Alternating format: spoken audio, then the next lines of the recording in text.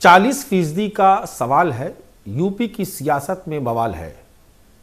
नमस्कार, हमारे YouTube channel news 24 UP Uttarakhand में आपका स्वागत है। आपके साथ मैं हूं मानस श्रीवास्तव। आज हम बात करेंगे उत्तर प्रदेश में बीते एक हफ्ते से एक अलग किस्म का सियासी उबाल देखने को मिल रहा है। ये बवाल किस लिए हो रहा है, इसके पीछे मकसद क्या है और आखिर इससे किस सियासी दल को क्या लाभ होने वाला है, इन सब के बारे में चर्चा करेंगे। तो शुरुआत करते हैं। दरअसल बीते अगर 48 घंटे या 72 घंटों की बात करें तो अचानक से उत्तर प्रदेश के सभी सियासी दल उत्तर प्रदेश की ही योगी सरकार पर हमलावर हो गए हैं। ये हमला इसलिए हो रहा है क्योंकि उत्तर प्रदेश में निकाय चुनाव होने थे। उस निकाय चुनाव को लेकर के उत्तर प्रदेश की योगी सरकार ने बीते 5 दिसंबर को एक नोटिफिकेशन जारी किया। किस जाति के लोगों को कितना आरक्षण दिया जाना है, इसको लेकर के बाकायदा सीटें आरक्षित की गई, उसका एक नोटिफिकेशन जारी हुआ। लेकिन चुनाव हो पाते, तिथियों की घोषणा हो पाती, इससे पहले ही इलाहाबाद हाईकोर्ट की लखनऊ खंडपीठ में एक याचिका दायर कर दी गई। ये आरोप लगाए जाने लगे कि योगी सरकार पिछड़ों के आरक्षण को खत्म करना चाहती है, उनके आरक्षण के तहत जो उनको हक मिलना चाहिए उसको कम करना चाह रही है। तो इसको लेकर के लगातार आरोप प्रत्यारोप का दौर जारी रहा। लेकिन असल बवाल कहां से शुरू हुआ? जब इलाहाबाद हाईकोर्ट ने अपना फैसला सुनाते हुए निकाय चुनाव पे जो स्टे लगा हुआ था उसको जब स्टे हटा करके और कहा कि इस तय सीमा के अंदर ही, समय सीमा के भीतर ही यूपी सरकार निकाय चुनाव कराए उत्तर प्रदेश में। लेकिन उसने साथ साथ एक टिप्पणी की कि जो ट्रिपल टेस्ट की जो आवश्यकता, जिसका जो सुप्रीम कोर्ट की तरफ से एक आदेश के तहत जो व्यवस्था तय की गई थी, वो उसका पालन नहीं किया गया। इसके बाद से उत्तर प्रदेश के तमाम सियासी दल उत्तर प्रदेश की बीजेपी सरकार पर हमलावर हो गए। अलग अलग तरीके से आरोप लगाए जाने लगे। मास्टर स्ट्रोक खेलते हुए उत्तर प्रदेश के मुख्यमंत्री योगी आदित्यनाथ ने आदेश आने के 24 घंटे के भीतर ही एक सेवानिवृत्त न्यायमूर्ति की अध्यक्षता में पिछड़ा वर्ग आयोग का गठन कर दिया। इस आयोग का कार्यकाल 6 महीने का होगा और 6 महीने के भीतर ये उत्तर प्रदेश में पिछड़ों की आबादी के हिसाब से उनका सर्वे करके एक रिपोर्ट सरकार को सबमिट करेगी। उसके बाद आरक्षण ओबीसी के लिए तय किया जाएगा। अब अचानक ओबीसी को लेकर हल्ला क्यों होने लगा?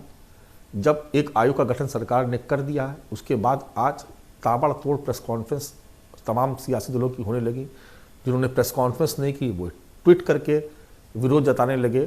तो पहले तो बारी बारी से समझाते हैं कि जैसे ही पिछड़े वर्ग आयोग के गठन का ऐलान उत्तर प्रदेश की सरकार ने किया, उसकी अधिसूचना जारी हुई। 5 सदस्यीय ये आयोग है जिसको अपनी रिपोर्ट सबमिट करनी है। उसके तत्काल बाद तमाम सियासी दलों के बयान आने लगे। तो सबसे पहले हम बात करेंगे समाजवादी पार्टी के मुखिया अखिलेश यादव की। अखिलेश यादव ने आज सुबह ही एक प्रेस कॉन्फ्रेंस बुलाई। प्रेस कॉन्फ्रेंस बुलाने के साथ ही उन्होंने कई किस्म के आरोप लगाए। साफ तौर पर उन्होंने जो कहा, उसका जो प्रमुख जो बात थी वो ये थी कि बीजेपी सरकार पिछड़ा वर्ग के आरक्षण के हक को खत्म करना चाहती है। अभी पिछड़ों के हक को खत्म किया जा रहा है, इसके बाद दलितों की बारी है। तो उत्तर प्रदेश की सियासत में, जैसा मैंने शुरुआत में कहा कि 40% का सवाल है, यूपी की सियासत में बवाल है। तो ये सारा जो सियासी उठापटक हो रही है, जो बयान एक दूसरे के खिलाफ दिए जा रहे हैं, उसके केंद्र में 40% ओबीसी वोट बैंक है। एक अनुमान के मुताबिक उत्तर प्रदेश में करीब 52 से 56% के बीच में पिछड़े वर्ग की आबादी है। 40% वोट बैंक है उत्तर प्रदेश में पिछड़े वर्ग का। इसमें भी कहा जाता है कि 38% वो हैं जो अति पिछड़े हैं। हालांकि इसके अलग अलग आंकड़े हैं, कोई बहुत ऑथेंटिक जानकारी इसके बारे में नहीं है, लेकिन एक अनुमान ऐसा है। तमाम जो सियासी दल है उसके बारे में अपने अपने तरीके से आंकड़े पेश करते हैं। लेकिन जो 40% पिछड़ा वोट बैंक है, उसके सबसे बड़े अगर कोई दावेदार थे या समाजवादी पार्टी के गठन से लेकर के अब तक पिछड़ों पर जो सबसे बड़ा आधिपत्य रहा है उत्तर प्रदेश में, वो है समाजवादी पार्टी। लेकिन धीरे धीरे 2014 के बाद से नरेंद्र मोदी की अगुवाई में जिस तरीके से पिछड़ों को बीजेपी ने जोड़ने का काम किया, साथ साथ दलितों को भी जोड़ा, तो पिछड़ा वर्ग का जो वोट बैंक है उसका एक बड़ा हिस्सा लेकर के न केवल उत्तर प्रदेश में बल्कि केंद्र में भी भारतीय जनता पार्टी लगातार एक के बाद एक अपनी सरकार बनाती जा रही है और इसको लेकर के अखिलेश यादव थोड़ा सा चिंतित नजर आते हैं, परेशान नजर आते हैं। इसलिए आज उन्होंने सबसे पहले हमला बोला और कहा कि पिछड़े वर्ग के आरक्षण को खत्म किया जा रहा है, अब इसके बाद दलितों की भी बारी आएगी। यानी इस 40% वोट बैंक को अपने पाले में रखने के लिए अखिलेश यादव आज लगातार भारतीय जनता पार्टी पर हमलावर होते रहे। हालांकि इसमें भी कोई शक नहीं है कि भारतीय जनता पार्टी के पास पिछड़े वर्ग के बड़े चेहरे हैं, जिसमें केशव प्रसाद मौर्य डिप्टी सीएम है, स्वतंत्र देव सिंह कैबिनेट मंत्री हैं, ऐसे तमाम चेहरे हैं। और कहा जाए तो मंत्रिमंडल का जितना बड़ा आकार है उसमें अधिकतम जो मंत्री है, जो संख्या है, वो पिछड़ा वर्ग से जुड़े हुए लोगों की है। तो ये तो खैर समाजवादी पार्टी की बात हुई। अब इसके बाद दूसरा नंबर आता है ओम प्रकाश राजभर का, कि ओम प्रकाश राजभर ने क्या कहा। ओम प्रकाश राजभर, जिनके बारे में तय कर पाना मुश्किल होता है कि वो हैं किसके साथ।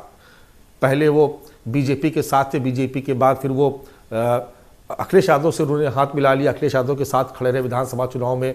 उसके बाद वो मायावती की तरफ बार बार हाथ बढ़ाते रहे, लेकिन उधर से कोई जवाब उनको नहीं मिला। अभी कांग्रेस के लिए भी कह रहे हैं कि वो जा सकते हैं भारत जोड़ो यात्रा में। खैर ये तो अलग विषय है। लेकिन जब आज बारी आई ओबीसी आरक्षण पर, तो ओम प्रकाश राजभर अखिलेश यादव पर ज्यादा हमलावर दिखाई दिए। बीजेपी की तरफ उनका रुख उतना नहीं था। उन्होंने सवाल खड़ा कर दिया अखिलेश यादव पे कि अखिलेश यादव बताएं कि उन्होंने अपनी सरकार के दौरान प्रमोशन में जो रिजर्वेशन था उसको क्यों खत्म किया। अपनी सरकार के दौरान उन्होंने अति पिछड़ों के हित में कोई काम क्यों नहीं किया। सवाल बीजेपी से ना पूछ करके वो अखिलेश यादव पर हमलावर रहे। माना यह जा रहा है कि एक सॉफ्ट कॉर्नर डेवलप हो रहा है ओम प्रकाश राजभर का भारतीय जनता पार्टी के साथ, और बीजेपी को भी ज़रूरत है राजभर जैसे नेताओं की जो अति पिछड़ी जाति का, पिछड़े में भी जो अति पिछड़े हैं उनका वो नेतृत्व करते हैं। तो ये तो एक सियासी समीकरण है। अब बारी आती है मायावती की। मायावती ने कोई प्रेस कॉन्फ्रेंस नहीं की, लेकिन अगर आप उनके ट्वीट पर नजर डालेंगे तो एक के बाद एक उन्होंने 3 ट्वीट किए। तीनों ट्वीट का अगर सार आप देखेंगे तो उसमें वो समाजवादी पार्टी को कोस रही हैं कि प्रमोशन में रिजर्वेशन क्यों खत्म किया। वो बीजेपी को कोस रही हैं कि पिछड़ों की और दलितों के लिए कुछ नहीं किया। वो कांग्रेस को भी कोस रही हैं कि इतनी लंबे समय तक सरकार चलाई लेकिन पिछड़ों के हालात वैसे ही रहे, दलितों के हालात वैसे ही रहे। वो आखिरी ट्वीट जो कर रही है उसमें कह रही कि इन सभी का अगर हित सुरक्षित है तो बीएसपी में। अब बीएसपी को भी कि इस पूरी रणनीति को भी समझने की ज़रूरत है। हालांकि इसको समझने में बहुत दिक्कत आप लोग को इसलिए नहीं होगी क्योंकि बीएसपी जब से मोदी की अगुवाई वाली, अमित शाह की अगुवाई वाली भारतीय जनता पार्टी आई तो उसने पिछड़ों के साथ साथ दलित वोट बैंक पर बहुत खास तौर से फोकस किया, और यही वजह थी कि शून्य की तरफ बीएसपी बढ़ती चली गई। बसपा अपने सियासी वजूद को तलाशने के लिए हाथ पैर मार रही, सोशल इंजीनियरिंग का उसका फार्मूला फेल हो चुका है। सतीश चंद्र मिश्रा को अब वो हाशिए पर डाल चुकी है और फिर से दलित मुस्लिम गठजोड़ और पिछड़े गठजोड़ के सहारे वो कोशिश कर रही हैं कि उत्तर प्रदेश की राजनीति में कम से कम कमबैक कर सकें, वापस अपने आप को ला सकें। तो इस पूरे बवाल में बीएसपी अपने आप को अलग नहीं रख सकती थी, इसलिए भले ही उसने कोई प्रेस कॉन्फ्रेंस ना की हो, लेकिन एक ट्वीट के जरिए उसने पार्टी की अपनी मंशा को जरूर साफ किया और ये कहा कि ये जो आबादी है दलित और पिछड़े की, इस पर कोई काम कर सकता है, किसी ने बीते समय में काम किया है तो वो मायावती है। सरकार की तरफ से हालांकि कोई बहुत इसका विरोध, इसका कोई जवाब नहीं दिया गया, लेकिन संजय निषाद एक प्रमुख चेहरा है, कैबिनेट मंत्री निषाद पार्टी से जुड़े हुए हैं, वो जरूर है। उन्होंने सरकार का बचाव किया। उन्होंने कहा कि पिछड़े वर्ग के लिए जो कुछ भी किया है वो भारतीय जनता पार्टी ने किया, क्योंकि वो सरकार का हिस्सा है, निषाद समाज से आते हैं। तो वो ये इस बात का दावा कर रहे हैं कि जो कुछ भी अभी तक किया गया पिछड़े वर्ग के लिए वो भारतीय जनता पार्टी के लिए किया गया है, और ख़ास तौर से निकाय चुनाव में जो सर्वे के लिए जिस तरीके से पिछड़ा वर्ग आयोग का गठन किया गया, ये इस बात को साबित करता है कि पिछड़ों को उचित सम्मान मिले, उनको न्याय मिले, इसको लेकर के योगी सरकार प्रतिबद्ध है, यानी उनकी सरकार प्रतिबद्ध है। तो ये तो पूरे बयान हुए जो मैंने आपको बताया कि आखिर किस किस सियासी दल के नेताओं ने क्या क्या कहा, लेकिन इन सब के पीछे का जो गणित है, जो मकसद है, वो इस बात को समझने की ज़रूरत है कि उत्तर प्रदेश में चुनाव चाहे लोकसभा के हो चाहे विधानसभा के हो, या स्थानीय स्तर पर निकाय चुनाव हो, इन सब में हवा का रुख किस तरफ जाएगा इसको तय करते हैं पिछड़ा वर्ग के लोग, जिनका मैंने बताया कि जिनका वोट फीसदी करीब करीब 40% है, 40% उनका वोट बैंक है, हिस्सा है, और वो तय कर देता है कि किस सियासी दल की को सत्ता मिलने जा रही है। निकाय चुनाव इसलिए अहम हो जाते हैं क्योंकि निकाय चुनाव के ठीक बाद लोकसभा के चुनाव होंगे, यानी 2023 में जब निकाय चुनाव होंगे तो आप कह सकते हैं कि एक तरीके का सेमीफाइनल खेल रहे होंगे तमाम सियासी दल। एक सबसे महत्वपूर्ण बात यह भी होती है कि जब आप निकाय चुनाव में बहुत अच्छा परफॉर्म करते हैं, यानी आप किसी एक शहर में मान लीजिए 100 वार्ड है, उसमें से अगर आप 90 पे आपका कब्जा है, तो जाहिर सी बात है आपकी स्थानीय स्तर पर ताकत बहुत बढ़ जाती है। यही आप देखेंगे अगर ग्रामीण परिवेश में जाएंगे, जब जहाँ पंचायत चुनाव होते तो इसीलिए वहाँ पर इसीलिए इतनी ज़्यादा मारा मारी होती है, इसीलिए इतना ज़्यादा लोग जोर लगाते हैं कि ग्राउंड जीरो पर, ग्रॉस रूट लेवल पर एक तरीके से वर्कर्स का जो मनोबल बढ़ता है, एक बड़ा वोट बैंक तैयार होता है। तो निकाय चुनाव की अगर हम बात करें तो निकाय चुनाव में भी पिछले वर्ग का वोट बैंक उतनी ही अहमियत रखता है जितना कि विधानसभा या लोकसभा के चुनाव में। तो इस 40% वोट बैंक को अपने पाले में रखने के लिए उत्तर प्रदेश में सियासी बवाल मचा हुआ है।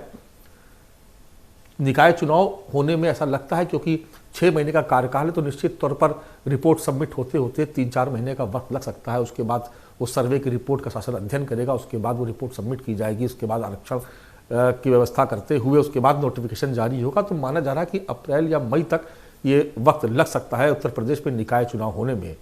लेकिन जो हालात हैं उत्तर प्रदेश में, जिस तरीके का एक सियासी तूफान मचा हुआ उत्तर प्रदेश में, वो इस बात को साबित करता है कि उत्तर प्रदेश में सियासी दल बात चाहे कितनी भी करे कि वो जाति पात या धर्म में कोई अंतर नहीं करती है, लेकिन इतना ज़रूर है कि जातिगत राजनीति उत्तर प्रदेश का एक सच है और इसीलिए उत्तर प्रदेश में सियासी घमासान मचा हुआ है।